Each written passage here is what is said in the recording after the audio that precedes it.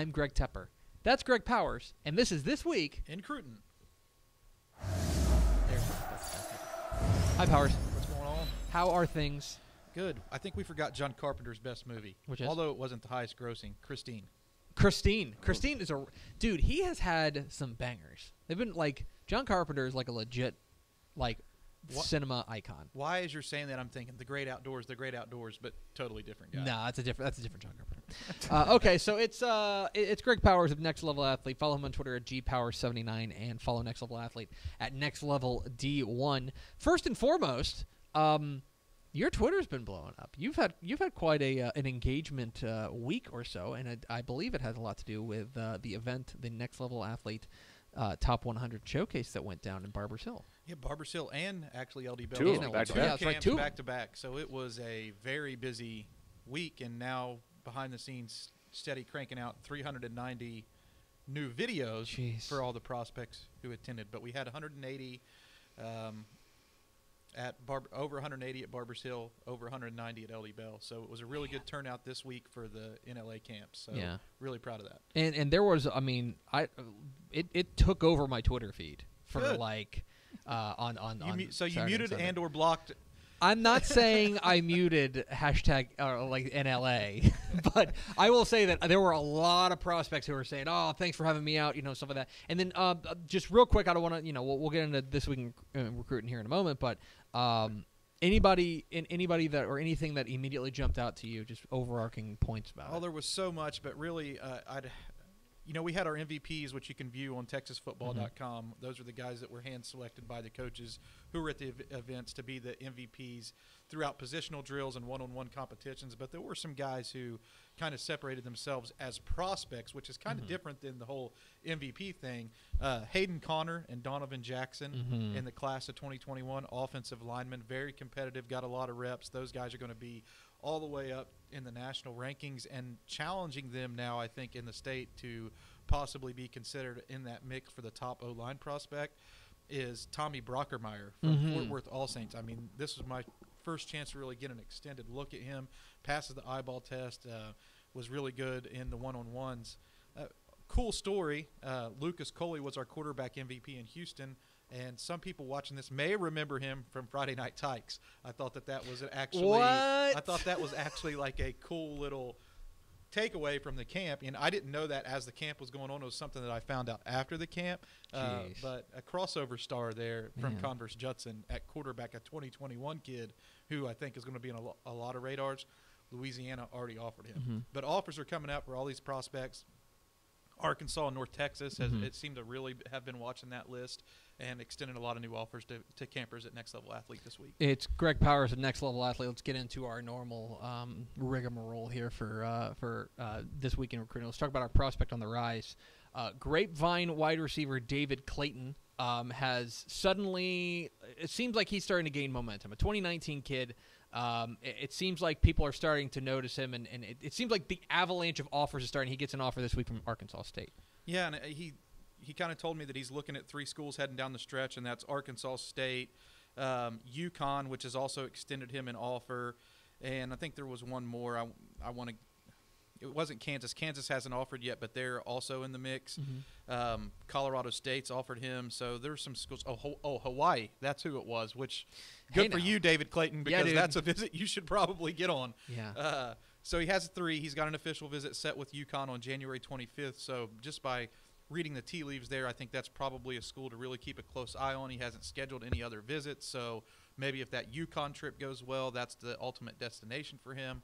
But I think if Kansas offers in the Big 12 and they are showing him a strong interest, that would be one to really watch going forward. He was the leading receiver for the Mustangs this year, 58 catches, 785 yards, and 12 touchdowns for the Mustangs. 6 foot, 185 pounds, pull-away speed kid who passes the eyeball test. And very tough. Yeah. He's very tough, very physical wide receiver. Really liked his senior tape, and that's why he exploded onto a lot of radars. Not too many knew about him coming into the year. Let's talk about the commit of the week. Let's go down to the Waco area, to Hewitt Midway.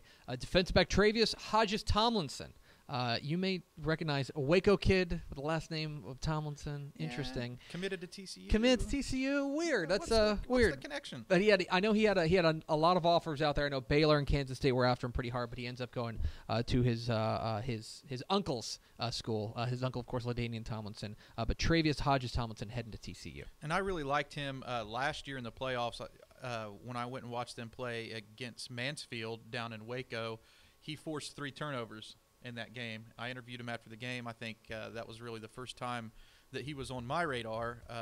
But when you force 3 turnovers in a playoff game, you should be on radars. Didn't know that he was the nephew of LaDainian Tomlinson at that time. He was just going by Travius Hodges.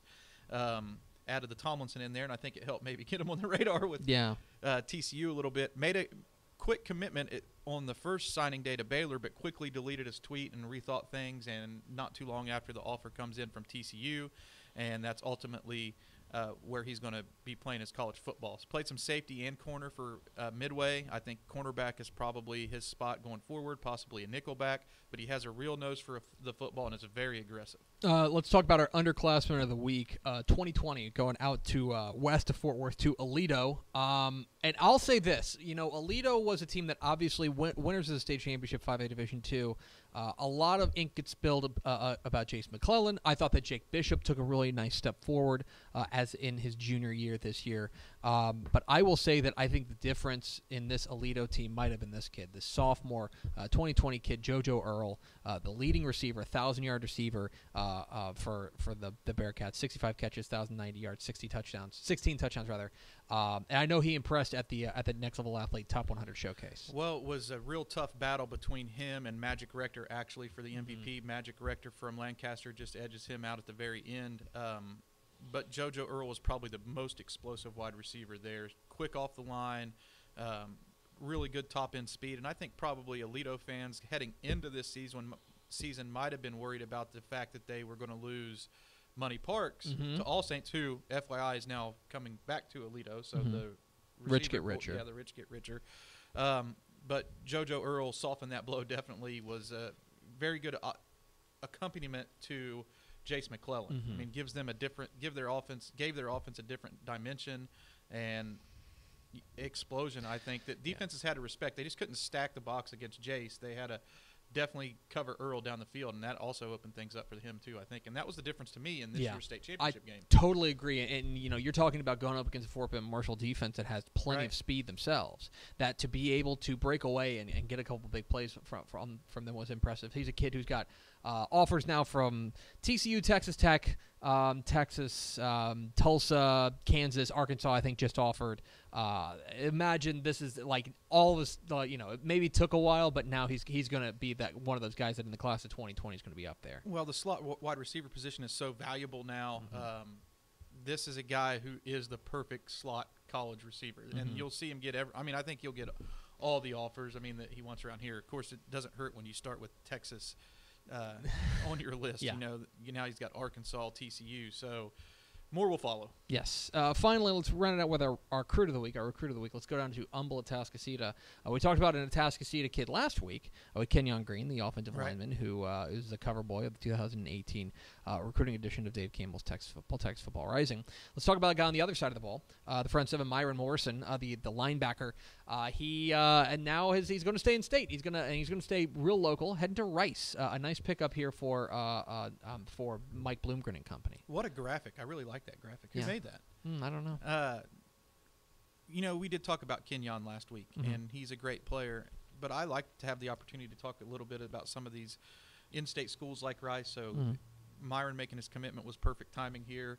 Watched his tape, actually for the first time after he made his commitment to Rice this week. And he's a long, athletic linebacker who's able to quickly diagnose plays and use his length to get off of blockers. I think he's one of those prospects with a relatively high upside based on his frame and length. He's like a 6'3", 195-pounder right now. Is probably going to be playing in college upwards around 215 pounds. So after he adds that freshman 20, I think you're going to see a completely different guy.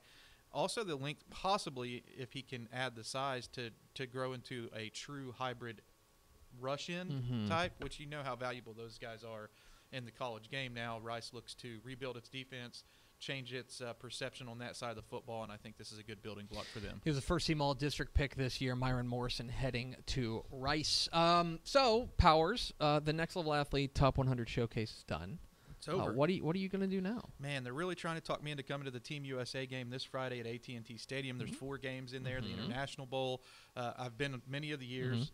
It's a pretty cool event, so we got that on the maybe to do this week. Maybe to do. If you're going to be out at AT&T Stadium, make sure you come see Greg Powers and follow him on Twitter at GPower79. Follow Next Level Athlete at Next Level D1. Powers, appreciate it. Let's do this again next week. Let's do it. Thanks, man. Greg Powers, Next Level Athlete, joining us every week for This Week in Recruiting.